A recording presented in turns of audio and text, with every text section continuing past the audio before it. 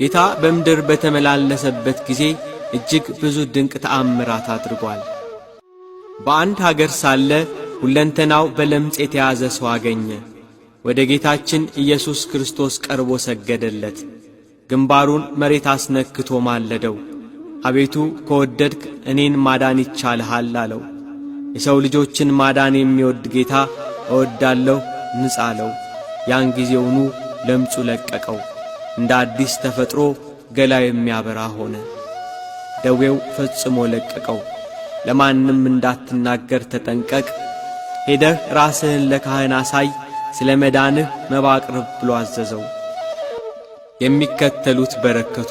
ብዙ ሕዝብም ሊሰሙትና ከደዌያቸው ሊፈወሱ ይሰባሰቡ ነበር። በገሊላ ባሕር ዳር በስተሰሜን ባለች ወደ ናሆም መንደር ወደ ቅፍርናሆም ገባ። ጌታችን ኢየሱስ ክርስቶስ እየተዘዋወረ ሲሰብክ መኖሪያው ቅፍርናሆም ነበር።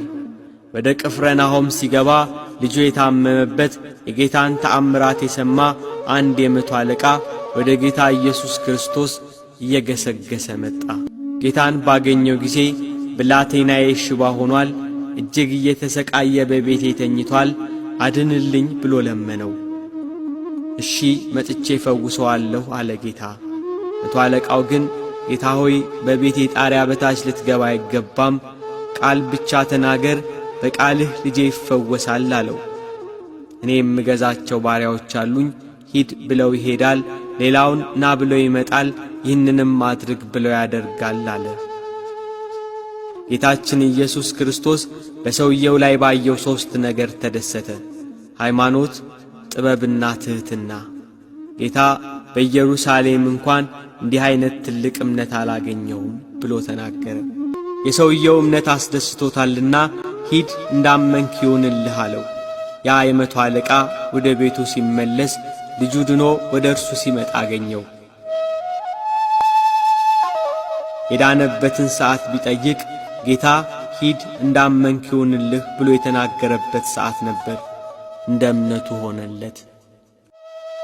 ጌታ ወደ ባሕር ማዶ ተሻግሮ ጌርጌሴኖን በሚባለው በመቃብር ስፍራ ሊያልፍ ከታንኳይቱ ወጣ።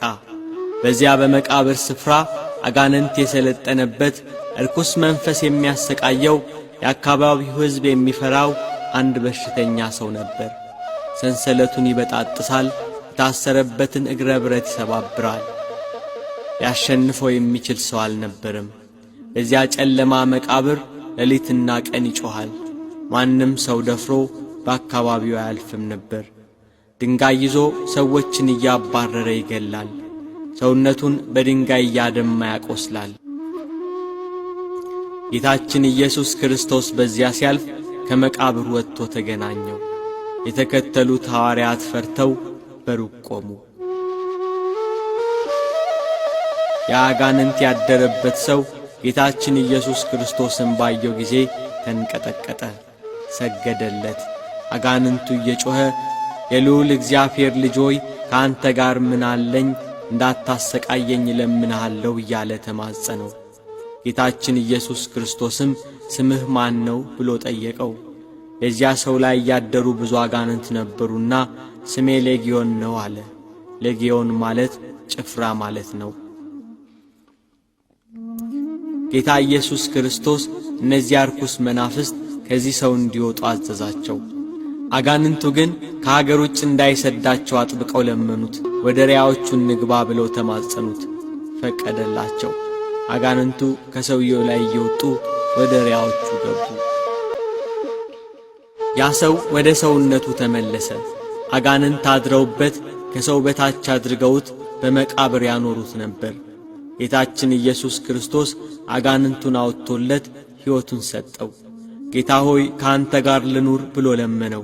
ወደ ቤትህ ተመለስ፣ እግዚአብሔር እንዴት ያለ ታላቅ ነገር እንዳደረገልህ ንገር ብሎ አሰናበተው። ጌታችን ኢየሱስ ክርስቶስ ታላቅ ነገርን እንዳደረገለት በከተማው ሁሉ እየሰበከ ሄደ።